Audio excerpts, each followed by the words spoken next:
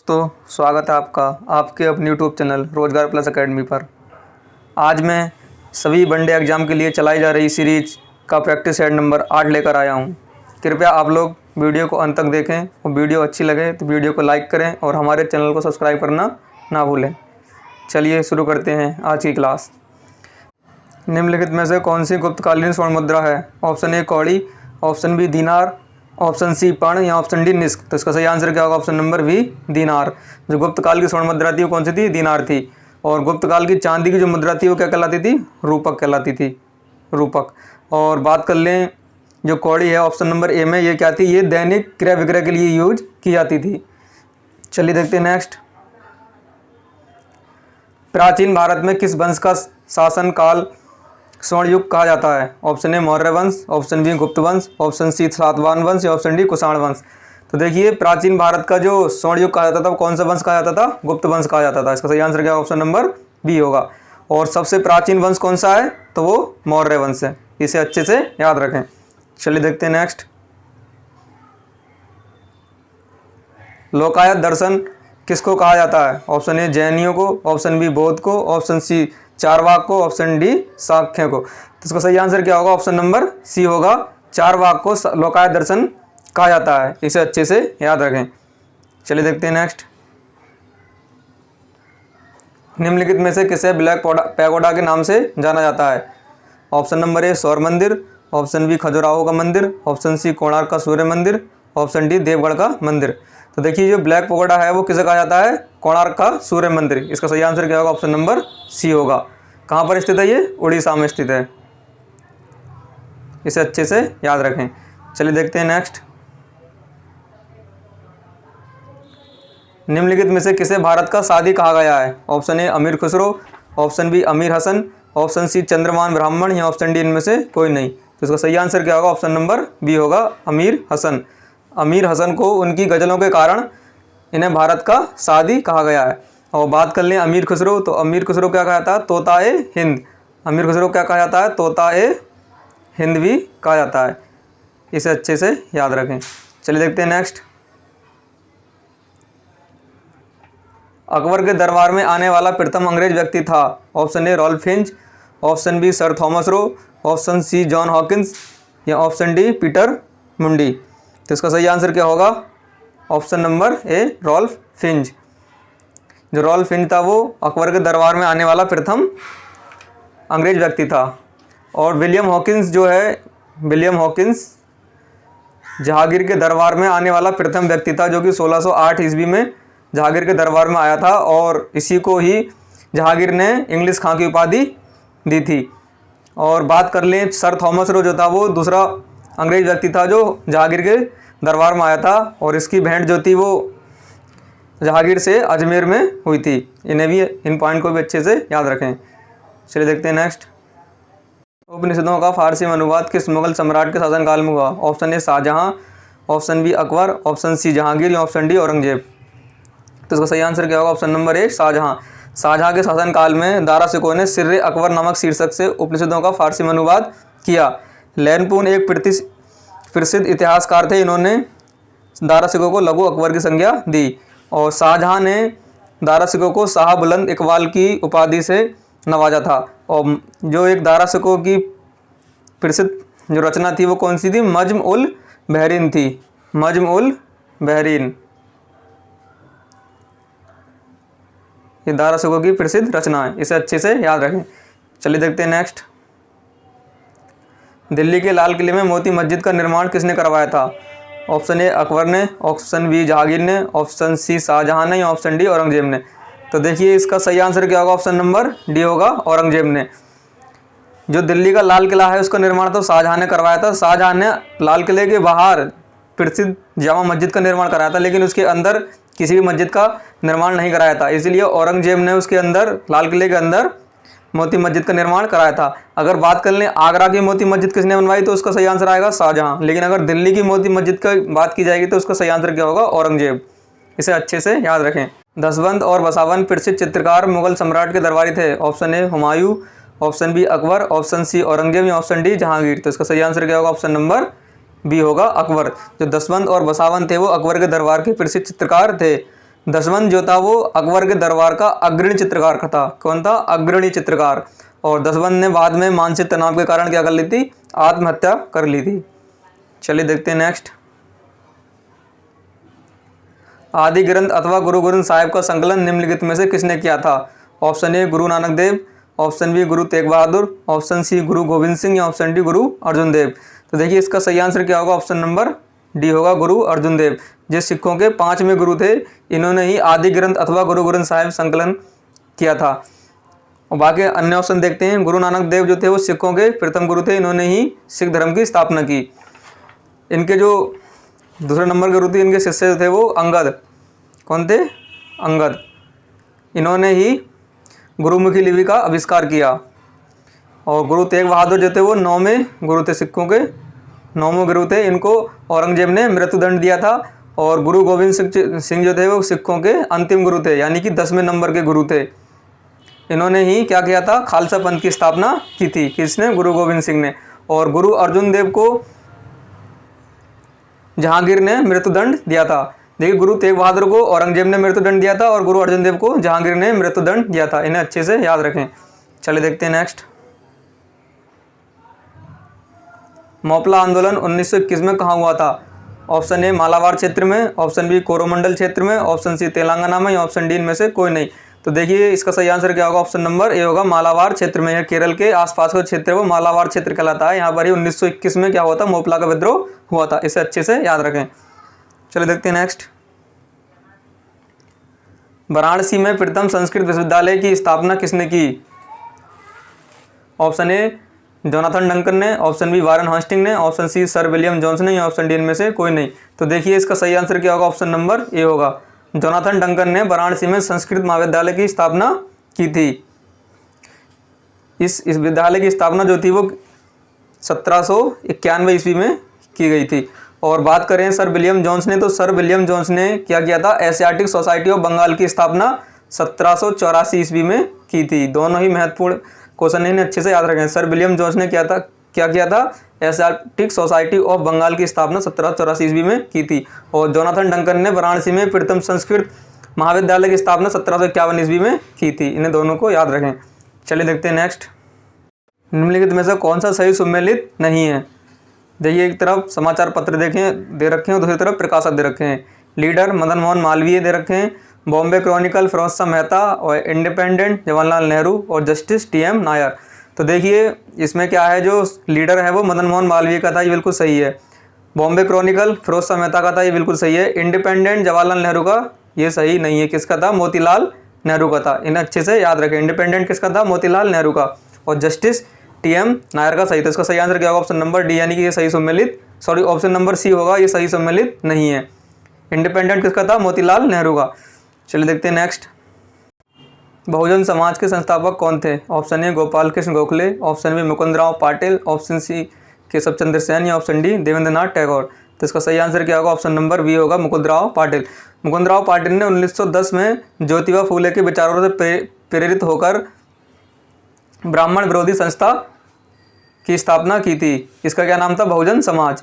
और गोपाल कृष्ण गोखले ने servant of India 1905 ईस्वी में इसकी स्थापना की थी, द सर्वेंट ऑफ इंडिया। और केशव चंद्र सेन जो थे वो भारतीय ब्रह्म समाज के संस्थापक बने। बाद में ब्रह्म समाज दो जगह बढ़ गया था, एक मूल ब्रह्म समाज और एक भारतीय ब्रह्म समाज। तो भारतीय ब्रह्म समाज के जो संस्थापक बने थे वो केशव चंद्र सेन बने थे। और देवेंद्रनाथ टैगोर ने 1839 में तत्व बोधनी सभा की स्थापना की थी। इन्हें भी अच्छे से याद रखें। जो मूल ब्रह्म समाज था उसकी स्थापना किसने की थी? राजा राम मोहन राय ने की थी। चलिए देखते हैं नेक्स्ट। तो इसका तो सही आंसर क्या होगा? ऑप्शन नंबर बी होगा, मुकुंदराव पाटिल। यानी बहुजन समाज के संस्थापक कौन थे? मुकुंदराव पाटिल थे। और जो ज्योतिबा फूले थे, इन्होंने सत्यशोधक समाज की स्थापना की थी। और ज्योतिबा फूले की प्रसिद्ध पुस्तकों से भी याद रखें, गुलामगिरी। बहुत ही महत्वपूर्ण प्रश्न है ये कि गुलामगिरी किसकी पुस्तक है? तो ज्योतिबा फूले। भारतीय राष्ट्रीय कांग्रेस के पहले मुस्लिम अध्यक्ष कौन थे? Option A Abul Kalam Azad, option B Shaukat Ali, option C Mohammad Ali Jinnah या option D Badruddin Tyabji. तो इसका सही आंसर क्या होगा? ऑप्शन नंबर डी होगा, बदरुद्दीन तैयब जी। जो भारतीय राष्ट्रीय कांग्रेस के पहले मुस्लिम अध्यक्ष थे वो कौन थे? बदरुद्दीन तैयब जी थे। चलिए देख लेते हैं अन्य प्रथम अध्यक्ष कौन थे? WC बनर्जी। भारतीय राष्ट्रीय कांग्रेस के प्रथम अध्यक्ष कौन थे? WC बनर्जी। इनका अन्य नाम क्या था? व्योमेश चंद्र बनर्जी। और कांग्रेस के पहले पारसी अध्यक्ष अगर पूछ ले, पारसी अध्यक्ष कौन थे, तो पारसी अध्यक्ष कौन थे, दादा भाई नौरोजी जी थे। और बात कर लें कि कांग्रेस के पहले अंग्रेज अध्यक्ष कौन थे, तो वो कौन था, जॉर्ज ह्यूल। कौन था, जॉर्ज ह्यूल। इसे अच्छे से याद रखें। इसमें क्या करते हैं लोग, इसमें क्या करते हैं, जॉर्ज ह्यूल को ना लगाकर एयो हुम को लगा देते हैं। तो एयो हुम ने कांग्रेस की कभी भी अध्यक्षता नहीं की थी, सिर्फ उन्होंने कांग्रेस की स्थापना की थी। लेकिन अगर बात करेंगे कांग्रेस के प्रथम अंग्रेज अध्यक्ष कौन थे, तो जॉर्ज ह्यूल थे। और बात कर लें कि कांग्रेस की प्रथम महिला अध्यक्ष, तो वो कौन थी, एनी बेसेंट थी। 1917 में कलकत्ता का अधिवेशन में उन्होंने अध्यक्षता की थी। और बात करिए अगर यहाँ पे पूछ लिया जाए कि कांग्रेस की प्रथम भारतीय महिला अध्यक्ष, तो कौन थी, वो सरोजनी नायडू थी। इन्होंने कानपुर के अधिवेशन में 1925 में इसकी अध्यक्षता की थी। इन सबको अच्छे से याद रखें। और कांग्रेस के सबसे युवा अध्यक्ष कौन थे, वो अबुल कलाम आज़ाद थे। चलिए देखते हैं नेक्स्ट। निम्नलिखित में से कौन भारतीय राष्ट्रीय कांग्रेस के अध्यक्ष कभी नहीं चुने जा सके। Option A Lala Lajpat Rai, option B Annie Besant, option C Motilal Nehru या ऑप्शन डी बाल गंगाधर तिलक। तो इसका सही आंसर क्या होगा, ऑप्शन नंबर डी। देखिए बाल गंगाधर तिलक कांग्रेस के कभी भी अध्यक्ष नहीं बने। बाकी अन्य जो हैं वो जो 1920 में लाला लाजपत राय ने कलकत्ता के अधिवेशन में कांग्रेस की अध्यक्षता की थी, और एनी बेसेंट ने 1917 में कलकत्ता में ही कांग्रेस की अध्यक्षता की थी। मोतीलाल नेहरू ने 2 बार कांग्रेस की अध्यक्षता की थी, एक बार 1919 में और एक बार 1928 में कांग्रेस की अध्यक्षता की थी। लेकिन बाल गंगाधर तिलक ने कभी भी कांग्रेस की अध्यक्षता नहीं की। इसे अच्छे से याद रखें। चलिए देखते हैं नेक्स्ट। चटगांव शस्त्र छापेमारी योजना बनाई थी। ऑप्शन ए सूर्यसेन ने, ऑप्शन बी जतिन दास ने, ऑप्शन सी चित्तू पांडे ने, ऑप्शन डी इनमें से कोई नहीं। तो देखिए इसका सही आंसर क्या होगा, ऑप्शन नंबर ए होगा, सूर्यसेन ने। सूर्यसेन ने IRA यानी कि इंडियन रिपब्लिकन आर्मी की स्थापना भी की थी। इन लोगों ने मिलकर चटगांव के शस्त्रागार पर कब्जा कर लिया और वहाँ से सब हथियार लूट लिए थे। बाद में सूर्यसेन को अंग्रेज द्वारा पकड़ लिया जाता है और 12 जनवरी 1934 को इन्हें फांसी दे दी जाती है। तो ये बहुत ही महत्वपूर्ण प्रश्न है। चटगांव शस्त्र छापेमारी की योजना किसने बनाई थी, सूर्यसेन ने। ये अच्छे से याद रखें। चलिए देखते हैं नेक्स्ट। पृथ्वी सम्मेलन 5 आयोजित हुआ था। ऑप्शन ए 2005 में, ऑप्शन बी 2000 में, ऑप्शन सी 1992 में या ऑप्शन डी 1997 में। तो देखिए इसका सही आंसर क्या होगा, ऑप्शन नंबर डी होगा, 1997 में। देखिए ब्राज़ील के शहर था एक रियो डी जेनेरियो, इसमें पृथ्वी सम्मेलन होता है 1992 में। उसके 5 साल बाद न्यूयॉर्क में क्या होता है, एक अधिवेशन, पृथ्वी संबंधित एक विशेष अधिवेशन फिर बुलाया जाता है। इसे क्या कहते हैं, पृथ्वी सम्मेलन 5, यानी कि 92 + 5 कितना, 97। तो जो पृथ्वी का पहला सम्मेलन क्या होता है, रियो डी जेनेरियो में हुआ था, ब्राज़ील के शहर में 1992 में। इसके 5 साल बाद न्यूयॉर्क में एक क्या होता है, एक आयोजन होता है पृथ्वी सम्मेलन का। इसे पृथ्वी सम्मेलन +5 कहा जाता है। इसका सही आंसर क्या होगा, ऑप्शन नंबर डी होगा। चलिए देखते हैं next. United Nation Environment Programme का मुख्यालय कहाँ स्थित है। ऑप्शन ए जेनेवा में, ऑप्शन बी काठमांडू में, ऑप्शन सी नैरोबी में, ऑप्शन डी गुरुग्राम में। तो इसका सही आंसर क्या होगा, ऑप्शन नंबर सी होगा, नैरोबी में। नैरोबी में किसका मुख्यालय, UNEP का मुख्यालय स्थित है। चलिए देखते हैं अन्य ऑप्शन। जेनेवा में WHO का मुख्यालय स्थित है, यानी कि वर्ल्ड हेल्थ ऑर्गेनाइजेशन, और ILO का मुख्यालय भी यहाँ पे ही स्थित है, जेनेवा में, यानी कि इंटरनेशनल लेबर ऑर्गेनाइजेशन का मुख्यालय भी जेनेवा में स्थित है। और बात कर लें वर्ल्ड ट्रेड ऑर्गेनाइजेशन का मुख्यालय भी कहाँ पर स्थित है, जेनेवा में स्थित है। चलिए देखते हैं अन्य ऑप्शन। काठमांडू में किसका मुख्यालय स्थित है, सार्क का मुख्यालय, और गुरुग्राम में इंटरनेशनल सोलर अलायंस का मुख्यालय, यानी कि अंतर्राष्ट्रीय सौर ऊर्जा गठबंधन का मुख्यालय कहाँ स्थित है, गुरुग्राम में। ये एकमात्र इंटरनेशनल मुख्यालय है जो कि भारत में स्थित है, भारत के गुरुग्राम हरियाणा में स्थित है। इसे अच्छे से याद रखें। चलिए देखते हैं नेक्स्ट। पारिस्थितिक तंत्र में एक पोषण स्तर से दूसरे पोषण स्तर में स्थानांतरण से ऊर्जा की मात्रा बढ़ती है, घटती है, स्थिर रहती है, या बढ़ सकती है, घट सकती है। तो देखिए इसका सही आंसर क्या होगा, एक पोषण स्तर से दूसरे पोषण स्तर में जाने पर ऊर्जा की मात्रा क्या होती है, घटती है। इसे अच्छे से याद रखें। चलिए देखते हैं नेक्स्ट। जीव भार का पिरामिड किस पारिस्थितिक तंत्र में उल्टा होता है। ऑप्शन ए वन, ऑप्शन बी तालाब, ऑप्शन सी घास का स्थल, ऑप्शन डी शुष्क स्थल। तो देखिए जो जीव भार का पिरामिड जो है वो पारिस्थितिक तंत्र में सीधा तो स्थलीय भाग में हमेशा सीधा होता है और जलीय भाग में क्या होता है, उल्टा होता है। तो इसका सही आंसर क्या होगा, ऑप्शन नंबर बी होगा। तालाब में पारिस्थितिक तंत्र का जो पिरामिड होता है वो कैसा होगा, उल्टा होगा। इसे अच्छे से याद रखें। चलिए देखते हैं नेक्स्ट। वॉशिंग मशीन का कार्य सिद्धांत आधारित है? ऑप्शन ए अभिकेंद्री बल पर, ऑप्शन बी अपकेंद्री बल पर, ऑप्शन सी उपकरण प्रसारण पर, या फिर ऑप्शन डी इनमें से कोई नहीं।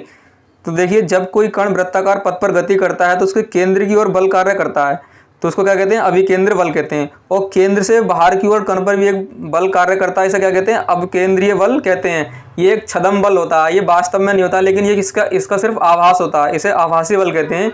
इसी के सिद्धांत पर दूध से क्रीम निकालने की मशीन और वॉशिंग मशीन कार्य करती है। तो वॉशिंग मशीन कौन से बल पर कार्य करती है? अपकेंद्रीय बल पर, जो कि केंद्र से बाहर की ओर कार्य करता है। इसका सही आंसर क्या होगा? ऑप्शन नंबर बी होगा। इसे अच्छे से याद रखें, अभिकेंद्र बल लगाकर इसे गलत ना करें। अपकेंद्रीय बल होता है, जो कि क्या है? एक छद्म बल है, यानी कि आभासी बल। देखते हैं नेक्स्ट। लोलक घड़ियां गर्मी में सुस्त हो जाती हैं क्योंकि गर्मियों में दिन लंबे होते हैं, कुंडली में घर्षण होता है, या लोलक की लंबाई बढ़ जाती है, या फिर क्या है? लोलक में भार में परिवर्तन होता है। तो इसका सही आंसर क्या होगा? ऑप्शन नंबर सी होगा कि लोलक की लंबाई जो है गर्मियों में बढ़ जाती है, इसी कारण जो उसका आवर्तकाल जो है वो थोड़ा सा बढ़ जाता है, इसलिए गर्मियों में घड़ी क्या होती हैं? सुस्त हो जाती हैं। आवर्तकाल का फार्मूला क्या होता है? टी 2 पाई अंडर रूट में एल अपॉन जी। तो बाकी तो ये सब कांस्टेंट है। जो आवर्तकाल किस पर निर्भर करता है? इसके लंबाई पर निर्भर करता है। अगर लंबाई बढ़ जाएगी तो उसका आवर्तकाल थोड़ा क्या है? वो बढ़ जाएगा। जब आवर्तकाल बढ़ जाएगा तो घड़ियाँ थोड़ी सुस्त हो जाएंगी। इसे अच्छे से याद रखें। चलिए देखते हैं नेक्स्ट। एक लड़की झूले पर बैठी स्थिति में झूला झूल रही है, उस लड़की के खड़े हो जाने पर आवर्तकाल पर क्या प्रभाव पड़ेगा? ऑप्शन ए कम हो जाएगा, ऑप्शन बी अधिक हो जाएगा, ऑप्शन सी अपरिवर्तित रहेगा, ऑप्शन डी इनमें से कोई नहीं। तो देखिए, इसका सही आंसर क्या होगा? ऑप्शन नंबर ए कम हो जाएगा। आवर्तकाल क्या हो जाएगा? कम। आवर्तकाल क्या होता है? टी बराबर 2 पाई अंडर रूट में एल अपॉन जी। तो एल का मान जब वो खड़ी हो जाएगी तो एल का मान क्या हो जाएगा? कम हो जाएगा, क्योंकि उसकी केंद्रीय दूरी भी घट जाएगी। खड़े हो जाने पर बैठी स्थिति में दूरी ज़्यादा होगी, और जब वो खड़े हो जाएगी उसकी दूरी थोड़ी कम हो जाएगी। तो इससे क्या होगा? एल का मान कम होगा, तो उसका आवर्तकाल भी किस पर निर्भर करता है? एल पर निर्भर कर रहा है, तो आवर्तकाल भी क्या हो जाएगा? कम हो जाएगा। अगर यही प्रश्न ऐसे आता कि एक लड़की झूला झूल रही है और इसके ही बगल में एक लड़की और बैठ जाती है, तो फिर आवर्तकाल पर क्या प्रभाव पड़ेगा? तो देखिए, एक लड़की और बैठ जाए, कितनी भी लड़कियां बैठ जाएं अगर, तो उससे क्या होगा? आवर्तकाल पर कोई प्रभाव नहीं पड़ेगा, क्योंकि आवर्तकाल द्रव्यमान पर निर्भर नहीं कर रहा है इस फार्मूले में। तो उसमें उस स्थिति में क्या होगा? आवर्तकाल अपरिवर्तित रहेगा। लेकिन अगर लड़की खड़ी बैठी है और खड़ी हो जाती है तो आवर्तकाल क्या होगा? कम हो जाएगा। इसे अच्छे से याद रखें। दूरदृष्टि दोष निवारण के लिए काम में लेते हैं? ऑप्शन ए अवतल लेंस, ऑप्शन बी अवतल दर्पण, ऑप्शन सी उत्तल लेंस, या ऑप्शन डी उत्तल दर्पण। तो देखिए, सबसे पहले तो हम याद रखें कि दूरदृष्टि दोष हो या निकट दृष्टि दोष हो, उसको दूर करने के लिए लेंस प्रयुक्त में आते हैं, ना कि दर्पण। तो जो दर्पण वाले ऑप्शन है वो तो अपने आप ही हट जाएंगे। अब देखना है कि दूरदृष्टि दोष में कौन सा लेंस प्रयुक्त होगा। तो इसके लिए देखो एक ट्रिक है। दूर को लिए हम क्या लिखेंगे? दूर। तो दूर में किसकी साउंड आ रही है? ऊ की और साउंड आ रही है। किसकी? ऊ की। तो दूर में ऊ की साउंड आ रही है, इससे उसे कौन सा लेंस बन जाएगा? उत्तल लेंस। ध्यान रखें, दर्पण नहीं लेंस। तो इसका सही आंसर क्या होगा? ऑप्शन नंबर सी होगा। क्या होगा इसका सही आंसर? क्या होगा? ऑप्शन नंबर सी होगा, उत्तल लेंस। यानी दूरदृष्टि दोष में के निवारण के लिए कौन सा लेंस प्रयोग किया जाता है? उत्तल लेंस। अब बात कर लें कि निकट दृष्टि दोष के लिए। देखिए, अब दूर के लिए उत्तल हो गया, तो निकट के लिए क्या हो जाएगा? अवतल लेंस। क्या हो जाएगा? अवतल लेंस। इसे अच्छे से याद रखें। देखिए, अगर इसमें एक प्रश्न और पूछ लिया जाए कि जो ड्राइवर होते हैं उनके बगल में जो शीशा लगा होता है पिछले की गाड़ियों को देखने के लिए, वो कौन सा दर्पण होता है? वो उत्तल दर्पण होता है। कौन सा दर्पण होता है? उत्तल दर्पण। इसे भी अच्छे से याद रखें। चलिए देखते हैं नेक्स्ट। दूरबीन का आविष्कार किसने किया? ऑप्शन ए गैलीलियो ने, ऑप्शन बी रोंटगन ने, ऑप्शन सी जॉन गुटेनबर्ग ने, या ऑप्शन डी वाटरमैन ने। तो देखिए, इसका सही आंसर क्या होगा? दूरबीन का आविष्कार किसने किया था? गैलीलियो ने किया था। इसका आंसर होगा ऑप्शन नंबर ए होगा। चलिए देखते हैं अन्य ऑप्शन। रोंटगन ने क्या किया था? एक्सरे मशीन का आविष्कार किया था। एक्सरे मशीन का आविष्कार किसने किया था? रोंटगन ने किया था। जॉन गुटेनबर्ग ने क्या किया था? प्रिंटिंग प्रेस का आविष्कार किया था। और वाटरमैन ने देखा जाए तो किसका आविष्कार किया था? फाउंटेन पेन का। इन्हें अच्छे से याद रखें। एक बार दोबारा बता रहा हूँ। गैलीलियो ने दूरबीन का आविष्कार किया था, रोंटगन ने एक्सरे मशीन का आविष्कार किया था, और जॉन गुटेनबर्ग ने प्रिंटिंग प्रेस का आविष्कार किया था, और वाटरमैन ने फाउंटेन पेन का आविष्कार किया था। चलिए देखते हैं नेक्स्ट। माचिस बनाने में किसका उपयोग किया जाता है? ऑप्शन ए डाई फास्फोरस, ऑप्शन बी काला फास्फोरस, ऑप्शन सी लाल फास्फोरस, या ऑप्शन डी सिंदूरी फास्फोरस। तो इसका सही आंसर क्या होगा? ऑप्शन नंबर सी होगा, लाल फास्फोरस। इसे अच्छे से याद रखें। माचिस बनाने के लिए लाल फास्फोरस का प्रयोग किया जाता है। चलिए देखते हैं नेक्स्ट। निम्नलिखित वैद्युत अपघटनों के विलयन में से किसका उपयोग कार की बैटरी में प्रयोग किया जाता है? Option A sodium sulphate, option B nitric अम्ल, ऑप्शन सी हाइड्रोक्लोरिक अम्ल या ऑप्शन डी सल्फ्यूरिक अम्ल। तो जो कार की बैटरी होती हैं उनमें कौन सा अम्ल प्रयोग किया जाता है? सल्फ्यूरिक अम्ल, यानी कि इसका सही आंसर क्या होगा? ऑप्शन नंबर डी होगा, H2SO4। चलिए देखते हैं नेक्स्ट। मानव शरीर की सबसे बड़ी ग्रंथि कौन सी है? ऑप्शन ए यकृत, option B thyroid, option C अग्नाशय, ऑप्शन डी पैराथायराइड। तो देखिए इसका सही आंसर क्या होगा? अगर सीधा सीधा ये पूछ लिया जाए मानव शरीर की सबसे बड़ी ग्रंथि, तो डायरेक्ट क्या लगा देंगे? यकृत। अगर बात कर लें मानव शरीर की अंतःस्रावी सबसे बड़ी ग्रंथि कौन सी होगी, तो क्या होगी? थायराइड ग्रंथि। अंतःस्रावी सबसे बड़ी ग्रंथि थायराइड ग्रंथि। बाह्यस्रावी ग्रंथि पूछ लिया जाए या सबसे बड़ी ग्रंथि पूछ लिया तो कौन सी होगी? यकृत होगी। अग्नाशय क्या है? एक मिश्रित ग्रंथि है, यानी कि इसमें से एंजाइम हार्मोन दोनों स्रावित होते हैं। इन्हें अच्छे से याद रखें। चलिए देखते हैं नेक्स्ट। निम्नलिखित में से किस विटामिन को हार्मोन माना जाता है? Option A vitamin A, option B vitamin B, option C vitamin C या ऑप्शन डी विटामिन डी। तो देखिए विटामिन डी जो होता है इसे एक हार्मोन की तरह भी प्रयोग किया जाता है। इसका सही आंसर क्या होगा? ऑप्शन नंबर डी होगा, यानी कि विटामिन डी को हार्मोन माना जाता है। इसे अच्छे से याद रखें, बहुत ही महत्वपूर्ण प्रश्न है ये। चलिए देखते हैं नेक्स्ट। रक्त में लाल रंग निम्न में से किसके कारण होता है? Option A plasma, option B WBC, option C haemoglobin या ऑप्शन डी इनमें से कोई नहीं। तो रक्त का लाल रंग जो होता है वो किसके कारण होता है? हीमोग्लोबिन के कारण होता है रक्त का लाल रंग। हीमोग्लोबिन का कार्य क्या होता है? ऑक्सीजन का परिवहन करना। और देखिए जो WBC यानी कि वाइट ब्लड सेल जो होती हैं इनका जो टाइम पीरियड होता है वो 3 से 4 दिन होता है, और जो RBC होती है इनका टाइम पीरियड 100 से 120 के दिन का होता है। इन्हें भी अच्छे से याद रखें। चलिए देखते हैं नेक्स्ट। क्लोरोफिल में कौन सी धातु पाई जाती है? Option A sodium, option B जस्ता, ऑप्शन सी मैग्नीशियम या ऑप्शन डी मैग्नीज। तो देखिए क्लोरोफिल में धातु पाई जाती है वो, इसका सही आंसर क्या होगा? ऑप्शन नंबर सी होगा, मैग्नीशियम, यानी कि Mg। बहुत ही महत्वपूर्ण प्रश्न है ये। क्लोरोफिल में कौन सी धातु पाई जाती है? ये मैग्नीशियम पाई जाती है। इसे अच्छे से याद रखें। निम्नलिखित में से कौन पादप हार्मोन नहीं है? Option A cytokinin, option B ethylene, option C insulin या ऑप्शन डी जिबरेलिन। तो इसका सही आंसर क्या होगा? ऑप्शन नंबर सी होगा, इंसुलिन। इंसुलिन जो है एक मानव हार्मोन है, ना कि पादप हार्मोन। बाकी साइटोकाइनिन, एथिलीन और जिबरेलिन क्या है? ये सब पादप हार्मोन है। एथिलीन जो है प्राकृतिक रूप से फलों को पकाने के प्रयोग किया जाता है, और जिबरेलिन का प्रयोग क्या है? पेड़ों के तने और मोटाई को बढ़ाने के काम में आता है। और इंसुलिन जो है वो मानव के अग्नाशय से स्रावित होता है। और अग्नाशय कैसी ग्रंथि है? ये एक मिश्रित ग्रंथि है, यानी कि इसमें हार्मोन और एंजाइम दोनों स्रावित होते हैं। चलिए देखते हैं नेक्स्ट। मनुष्य में प्रोटीन का पाचन कहाँ से प्रारंभ होता है? ऑप्शन ए अमाशय में, ऑप्शन बी मुखगुहा में, ऑप्शन सी ग्रासनली में, ऑप्शन डी आंत में।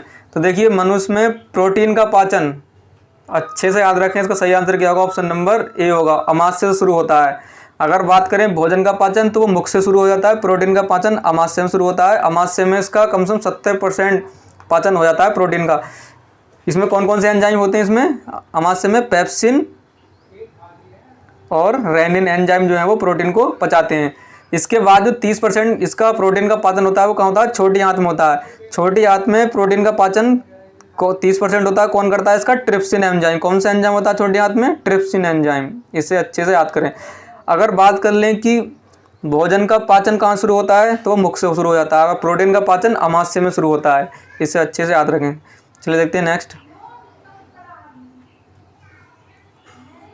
संविधान संशोधन की प्रक्रिया किस अनुच्छेद में है? ऑप्शन ए अनुच्छेद 324, अनुच्छेद 368 और अनुच्छेद 312 या अनुच्छेद 315। तो इसका सही आंसर क्या होगा? ऑप्शन नंबर बी होगा, अनुच्छेद 368। संविधान संशोधन की प्रक्रिया किस अनुच्छेद में? अनुच्छेद 368। और भारत में संविधान संशोधन की प्रक्रिया कहाँ से ली गई है? अफ्रीका देश से ली गई है। चलिए देख लेते हैं अन्य ऑप्शन। 324 में क्या दे रखा है? निर्वाचन आयोग का वर्णन दे रखा है। और 312 में क्या है? अखिल भारतीय सेवाएं होती हैं, यानी IAS IPS RS जो ये सेवाएं क्या हैं? अखिल भारतीय सेवाएं का वर्णन इसमें दे रखा है। और अनुच्छेद 315 में क्या दे रखा है? संघ लोक सेवा आयोग या राज्य लोक सेवा आयोग का इसमें वर्णन दे रखा है। चलिए देखते हैं नेक्स्ट। निम्नलिखित में से कौन सा परमाणु संयंत्र गुजरात में स्थित है? Option A Tarapur, option B Kudankulam, option C Kaiga या ऑप्शन डी काकरापार। तो देखिए गुजरात में कौन सा परमाणु संयंत्र स्थित है, इसका सही आंसर क्या होगा, ऑप्शन नंबर डी होगा, काकरा पार परमाणु संयंत्र कहाँ पर स्थित है, गुजरात में। कैगा कहाँ पर है, कर्नाटक में स्थित है, कैगा कर्नाटक में हो गया। चलिए देखते हैं अन्य। कुंडनकुलम कहाँ पर स्थित है, ये तमिलनाडु में, कहाँ पर स्थित है, तमिलनाडु राज्य में स्थित है। और बात कर लें तारापुर परमाणु संयंत्र कहाँ पर, ये महाराष्ट्र में। और उत्तर प्रदेश में भी एक परमाणु संयंत्र में क्या है, उसका नाम नरोरा। तो इन्हें अच्छे से याद रखें। चलिए देखते हैं नेक्स्ट। निम्नलिखित में से किसका मुख्यालय लखनऊ में स्थित है, option A SBI, option B NABARD, option C RBI या ऑप्शन डी सिडबी। तो इसका सही आंसर क्या होगा, सिडबी बैंक का मुख्यालय कहाँ पर स्थित है, लखनऊ में। बाकी SBI, नाबार्ड और RBI का मुख्यालय कहाँ पर स्थित है, मुंबई में स्थित है। SBI की स्थापना कब हुई थी, 1955 ईस्वी में हुई थी। और बात कर लें नाबार्ड की स्थापना 1982 ईस्वी में हुई थी। और RBI की स्थापना कब हुई थी, 1935 में हुई थी। किस अधिनियम के तहत, 1934 के अधिनियम के तहत। देखिए SBI के जो वर्तमान में अध्यक्ष हैं वो कौन है, दिनेश खारा। नाबार्ड के जो अध्यक्ष हैं वो गोविंद चिंतालू हैं। और RBI के अध्यक्ष कौन है, शक्तिकांत दास हैं। इन्हें अच्छे से याद रखें। देखिए नेक्स्ट। निम्नलिखित में से कौन सा सही सुमेलित नहीं है। देखिए मुर्खा घाटी लद्दाख में दे रखी है, जुगू घाटी अरुणाचल प्रदेश में दे रखी है, सांगला घाटी हिमाचल प्रदेश में दे रखी है, और युथांग घाटी सिक्किम में दे रखी है। तो इसका सही आंसर क्या होगा, ऑप्शन नंबर बी होगा, जुगू घाटी जो है वो अरुणाचल प्रदेश में नहीं, कहाँ पर है, नागालैंड में। कहाँ पर है ये, नागालैंड में स्थित है। कौन सी, जुगू घाटी। बात कर लें अन्य जो है, मुर्खा घाटी लद्दाख में सही है, सांगला घाटी हिमाचल प्रदेश में सही है बिल्कुल, और युथांग घाटी सिक्किम में ये बिल्कुल सही है। इसे अच्छे से याद रखें। चलिए देखते हैं नेक्स्ट। निम्नलिखित में से कौन सी अनुसूची में शपथ का प्रावधान है, ऑप्शन ए पहली, ऑप्शन बी दूसरी, ऑप्शन सी तीसरी या ऑप्शन डी चौथी। तो देखिए शपथ का प्रावधान किस अनुसूची में है, इसका सही आंसर क्या होगा, ऑप्शन नंबर सी होगा, तीसरी अनुसूची में। बात कर लें पहली अनुसूची में क्या दे रखा है, संघ और उसके राज्य क्षेत्र। दूसरी अनुसूची में वेतन के बारे में प्रावधान दे रखा है। और तीसरी अनुसूची में शपथ हो गई। और चौथी अनुसूची में क्या दे रखा है, राज्यसभा की सीटों का आवंटन इसमें दे रखा है। इसे अच्छे से याद रखें। चलिए देखते हैं नेक्स्ट। विश्व जनसंख्या दिवस कब मनाया जाता है, ऑप्शन ए 1 मई, ऑप्शन बी 11 जुलाई, ऑप्शन सी 16 सितंबर या ऑप्शन डी 4 फरवरी। तो देखिए विश्व जनसंख्या दिवस कब मनाया जाता है, सही आंसर क्या, ऑप्शन नंबर बी 11 जुलाई को। चलिए देखते हैं अन्य ऑप्शन। 1 मई को क्या मनाया जाता है, अंतर्राष्ट्रीय श्रमिक दिवस मनाया जाता है। 16 सितंबर को विश्व ओजोन दिवस मनाया जाता है। और 4 फरवरी को क्या मनाया जाता है, विश्व कैंसर दिवस मनाया जाता है। इन सबको अच्छे से याद रखें। चलिए यहाँ पर हमारे 40 प्रश्न कंप्लीट होते हैं और ये वीडियो हमारी यहाँ पर समाप्त होती है। अगर आपको ये वीडियो अच्छी लगी हो तो वीडियो को लाइक करें और ज़्यादा से ज़्यादा शेयर करें और हमारे चैनल को सब्सक्राइब करना ना भूलें। धन्यवाद।